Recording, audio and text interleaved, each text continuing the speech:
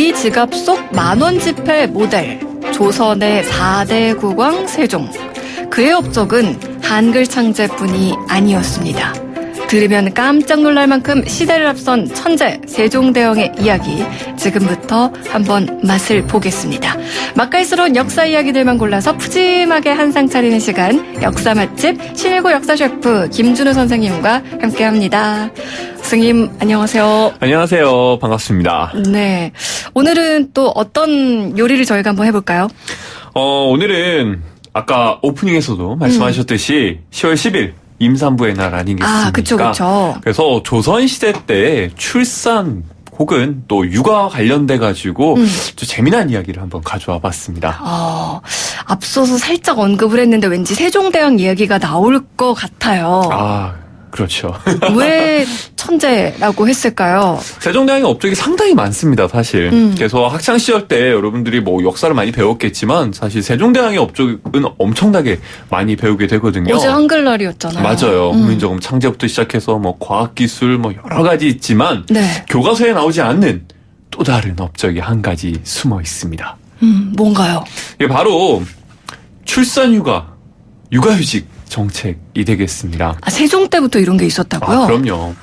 이 조선시대 때 보통 이 신분제 사회이지 않습니까? 그쵸. 그래서 양반집 부인들은 이제 출산을 하게 되면 어차피 이제 일을 안 하기 때문에 집에서 이제 아이와 함께 있을 수가 있어요. 근데 문제는 이제 국가에 소속되어 있는 노비들 같은 경우에는 이 출산을 하고 난 다음에 또다시 이제 와서 일을 해야만 했거든요. 네. 심지어 조선시대 때 노비들은 사실상 사람 취급을 안 했거든요. 네. 그럼에도 불구하고 세종대왕은 노비들이 그러면 되겠는가? 출산을 하기 전에 혹은 한 뒤에 적당히 쉴 수 있게 법제도를 고쳐야겠다라고 말씀을 하신 거죠. 그럼 얼마나 출산휴가를 줬을까요? 일단은 세종 전까지만 하더라도 원래 조선에서는 이제 노비들 7일 정도의 출산휴가를 줬었습니다. 일주일요? 애 낳고 네, 일주일 만에 복귀해야 된다고요? 그렇죠. 네. 근데 그건 너무 힘들다라고 해가지고 1426년 세종 때 출산 후 100일간 주도록 해라라고 7일에서 100일로 이제 연장이 됩니다. 일주일에서 3달 넘게? 네네네. 근데 그것뿐만 아니라 이게 또 한 4년이 지난 뒤에 세종대왕이 또 얘기를 하십니다. 저번에 법을 고쳐가지고 7일에서 100일로 이렇게 기간을 늘려줬는데 보니까 출산 이후도 이유지만 출산 전에도 중요하더라. 만삭이 돼가지고 이제 일하러 와서 이제 집에 가는 길에 애를 낳은 노비도 있다더라.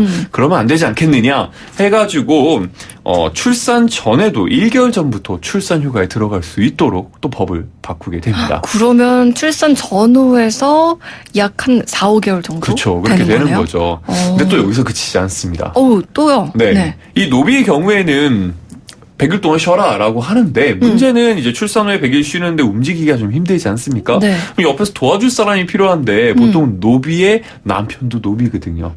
그러면 이제 남편은 일하러 나가고 집에 아무도 없는 거예요. 네. 그러면 이제 몸조리하기 힘들다 해서 남편들도 함께 쉬어서 이제 육아에 동참하도록 해라라고 한 것이죠. 네. 그래서 이제 남편들도 30일간 육아휴직을 허락하게 됩니다.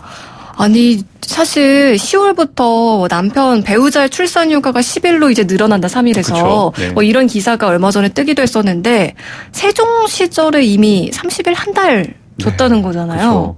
그렇죠. 저는 너무 이게 남편들한테도 준 것도 참 대단한 거지만 네. 노비들한테 이렇게까지 신경을 써준 것 자체가 저는 정말 대단하다고 생각을 합니다. 그렇죠. 그리고 어쨌든 아까 말씀하신 것처럼 양반 계층에서는 애초에 일을 하고 있지 않은 상태니까 따로 뭐 복귀를 한다던가 이런 게 없지만 종들은 그게 아닌 건 거잖아요. 맞아요. 그런 거를 이미 다 고려를 했다는 게 너무 신기하기도 한데, 그러면요. 혹시 뭐 다둥이 혜택 요즘에 이런 거 있잖아요. 맞아요. 그런 것도 이때 있었을까요? 요즘 이제 저출산 해가지고 이제 다자녀 혜택들 뭐 여러 가지가 있는데 조선시대 때에도 존재합니다. 이 조선시대 때 조선왕조 실록의 기록을 살펴보면 세 쌍둥이, 네 쌍둥이를 낳아서 이제 국가에서 이제 곡식을 지급하였다라는 기록이 굉장히 많이 나옵니다. 근데 이때도 세 쌍둥이, 네 쌍둥이가 많이 있었나 보네요. 네, 뭐 세종실록 한번 잠깐 읽어보면 네. 광주 사람 한막금이 아내가 한꺼번에 세 남자아이를 분만하여 명하여 쌀과 콩을 아울러 10석을 주었다. 라는 기록이 있는데요. 여기서 쌀과 콩 10석이면요. 그 당시 공무원에 있어서 한 9급 공무원쯤 되는 이제 종구품의 그 녹봉이 1년에 보통 쌀, 콩 합쳐서 10석입니다. 연봉을 한 번에 준 거네요. 1년치 연봉을 이제 준 거죠. 하긴 이제 새쌍둥이면 아이들 키우려면 얼마나 이제 힘들죠. 네, 많이 들어가겠어요. 네, 맞아요. 요거를 다 고려했다는 건 거잖아요. 그렇죠? 네, 그쵸. 아니 근데 이 당시 세종 당시요. 지금처럼 뭐 저출산이거나 이런 건 아니었을 거 아니에요. 저출산은 아니었지만 그 당시 국가관념을 봤을 때에는 네. 백성들이 많은 것이 나라의 힘이다라는 생각은 갖고 있었어요. 그래서 이제 조선을 건국할 때 이제 시스템을 짠 정도전이 이런 얘기를 합니다. 임금은 나라에 의존하고 나라는 백성에 의존하는 것이니 백성이란 나라의 근본이며 임금의 하늘인 것이다. 그래서 이제 조선후기 정조 같은 경우에는 이제 매년 인구조사에서 보고를 하거든요. 네. 그때마다 예의를 갖추면서 받았다라고 이제 기록에 나와 있습니다. 사실 왜 얘기를 들어보면 옛날 그 왕들은 이 인구를 참 존귀한 것으로 중요한 그렇죠. 것으로 굉장히 그만큼 중요한 생각을 것으로 봤죠. 했다는 건 거잖아요. 네네. 근데 어느 순간 이제 저희 어렸을 때 제가 태어날 때만 해도 하나만 낳아 잘 기르자 뭐 이런 그렇죠. 아들, 딸 구분 없이. 네. 뭐 그런 세대가 됐는데 또 불과 이제 몇십 년 사이에 이제 둘이나 한 명도 안 낳는 그런 시대가 됐단 말이에요. 그렇죠. 그리고 뭐 앞서서도 지금 임신해서 입덧 중이다, 뭐 곧 있으면 태어난다, 뭐 이런 이야기들 보내주신 분들도 많았는데 네네. 임신 중인 부모들이 가장 신경 쓰는 것 중에 하나가 태교잖아요. 태교죠. 정말. 이 조선시대 때도 태교 뭐 이런 게 있었나요? 조선시대 때 태교가 굉장히 유명했습니다. 아, 그래요? 네. 근데 이제 뭐 여러 곳에서 태교를 했겠지만 그래도 가장 관심 있는 거는 아마 왕비들의 태교가 아닐까. 그렇죠. 왕비들은 도대체 어떻게 했을까? 훌륭한 왕을 출산하기 위한 사명을 띠고 이제 궁궐에 들어갔으니 네. 이제 태교에 엄청 신경을 많이 썼을 텐데요.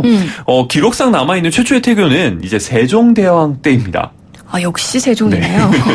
이 세종대왕의 부인이었던 소헌왕후가 이제 첫 딸을 낳게 되는데 네. 그 딸이 이제 정소공주거든요. 이 정소공주의 이렇게 비석에 보면은 덕이 깊고 용모가 빼어남을 태교 덕분이다. 이렇게 이제 기록을 하고 있습니다. 아, 아예 비속에 그렇게 새길 만큼? 네. 그럼 어떤 태교를 했을까요? 이제 세종 때 지은 태선요록이라는 책을 보면 이게 이제 태교에 대한 얘기가 나와 있는데요. 네. 여기서 이제 임신 3개월 이 무렵 태아는 환경의 영향을 받기 시작하는데 아직 성품이 정해져 있지 않았기 때문에 여기서 태교에 각별히 신경을 써야 된다라고 나와 있습니다. 네. 그래서 이제 내용을 살펴보면 좋은 향을 피우고 좋은 사람들을 만나고 시경과 서경을 읽는다.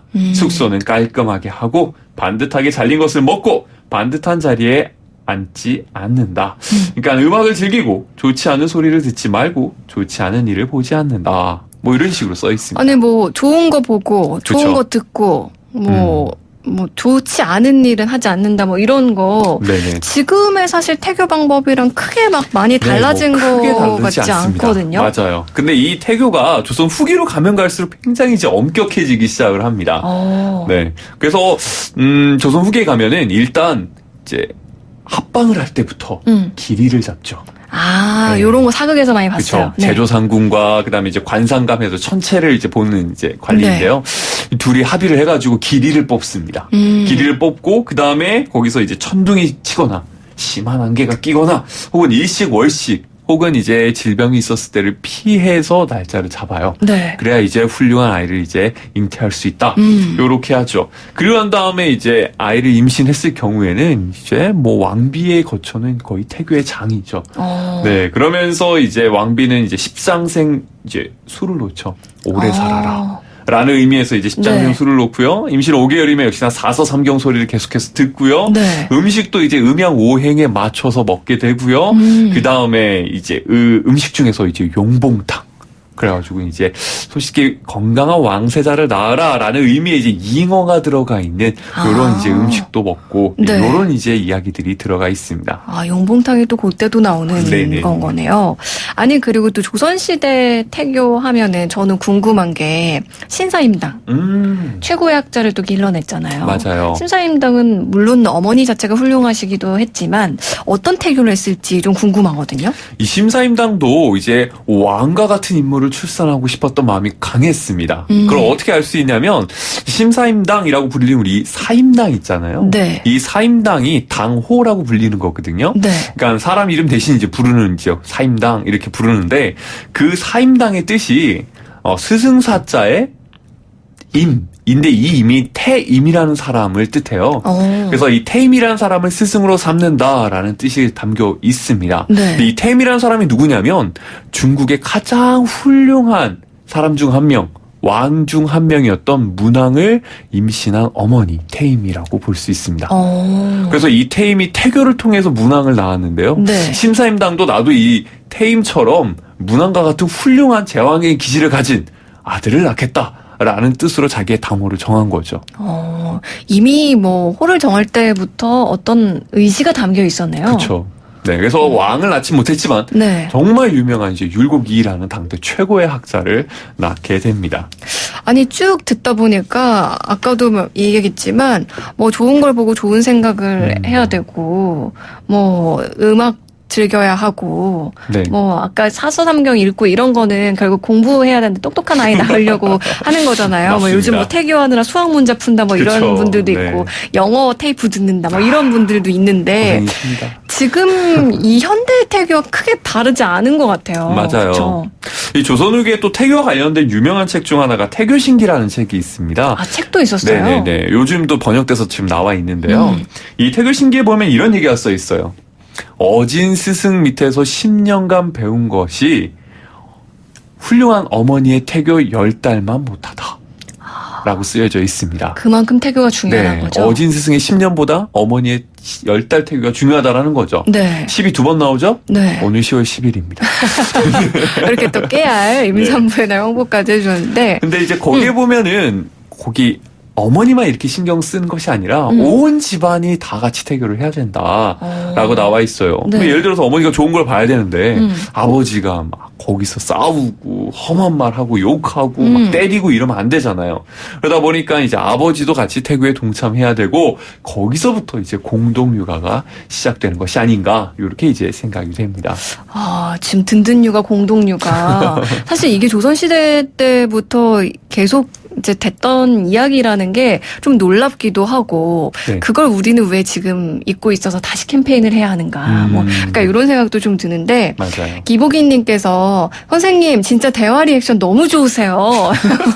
이렇게 보내주셨고, 미란다님께서 심사임당 아들이 문왕급 인물이 되길 바랬던 거군요. 처음 알았어요. 신기반기 이렇게 예나 지금이나 어머니의 사랑이나 엄청납니다라고 해주셨는데, 맞습니다. 그렇죠. 자식을 또 좋은 사람으로 기르길 바라는 마음은 예나 지금이나 똑같은 것 같습니다. 그리고 또 느끼는 게 예나 지금이나 아이를 낳고 기르는 일이 정말 중요한 일이고 그렇죠. 이렇게 나라적으로 국가적으로도 또 중요시했구나라는 생각을 다시 한번 하게 됩니다. 오늘 선생님 이 조선시대 세종 얘기랑 뭐 태교 얘기했는데 갑자기 좀 모르는 걸 알게 된 느낌이에요. 또 역사 맛집 들을 때마다 그쵸. 배불러지는 그런 느낌입니다. 이게 아무리 유명한 사람인다 하더라도 우리가 교과서에서 배우는 거 말고 더 재미난 얘기가 많이 숨겨져 있습니다. 네, 그러니까요. 뭔가 뭐랄까요, 이렇게 딱 정해진 반찬 말고 특별한 특별식을 먹은 듯한 그런 느낌이 듭니다.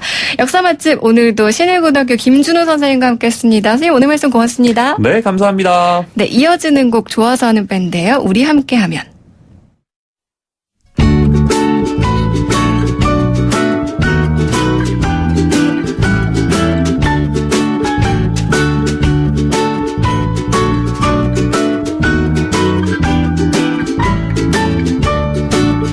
반복되는 하루의 끝 나란한 우리들 익숙해진 풍경들 평범한 꿀목길 너와